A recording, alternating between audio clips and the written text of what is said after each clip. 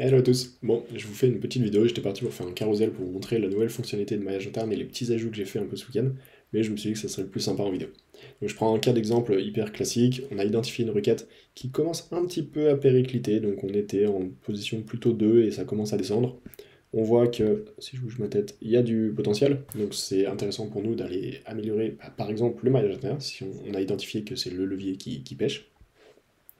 Donc là, pour cette requête, hop, on va aller dans les pages, et prendre cette analyse-là, cette URL. Et ensuite, je me rends dans TOT. Donc j'ai déjà prélancé l'analyse, donc comment savoir si on est dyslexique, pour gagner un peu de temps, et ma page, donc c'est bien celle-là, hein, test de la dyslexie. Et maintenant, déjà, si vous avez déjà testé cette fonctionnalité, vous pouvez voir qu'on a URL actuelle, si le contenu est déjà publié.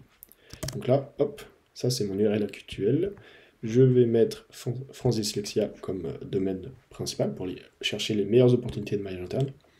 Et là, pendant une trentaine de secondes, Todd va aller chercher les meilleures pages d'un point de vue glissement sémantique et transmission du PageRank.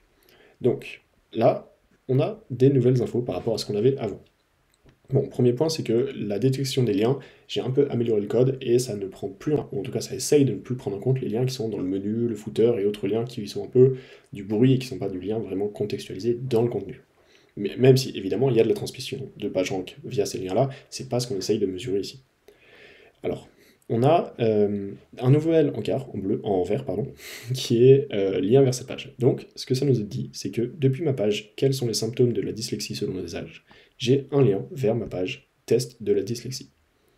Et si on descend, par contre, on voit que celle-là n'a pas de lien vers ma page. Donc là, il y a potentiellement une opportunité d'aller glisser un lien. En plus, ça semble plutôt pertinent, comment diagnostiquer la dyslexie selon les âges, d'aller mettre un lien vers ma page test de la dyslexie. Donc là, c'est vraiment un trou dans la raquette de mon site, ou plutôt une opportunité, ça dépend comment on le voit. Et si je descends un peu plus, alors j'espère qu'il y en a... Ouais, il y en a là. Donc par exemple, on voit que depuis ma page test de la dyslexie, j'ai aussi un lien vers cette page-là. Donc comment aider un enfant 10. Et non pas seulement lien depuis cette page. Donc voilà, là maintenant j'ai un aperçu un peu plus complet qu'avant sur les liens et aussi les liens qui sont en aller et en retour. Donc suivant ma stratégie, suivant là où j'ai envie d'aller pousser du jus, et ben je vais pas mettre les mêmes liens, mais en tout cas on voit qu'ici on a par exemple des opportunités de maillage interne, que ce soit dans un sens ou dans l'autre. Il faut se poser la question, ok, est-ce que là c'est pertinent? Et a priori, franchement, vu les sujets et vu l'indice TOT de recommandation, ça me semble intéressant au moins d'étudier la chose. Donc voilà, suivant le nombre de liens que j'ai identifié comme manquant, le nombre de liens internes, sur 1, 2, 3, 4, 10 pages, en essayant de varier un petit peu l'encre. Voilà, j'ai trop hâte de développer les prochaines features, ça m'a été inspiré par une demande de Constantin, que je remercie, et trop hâte de vous faire tester, d'avoir vos retours. Allez, à bientôt.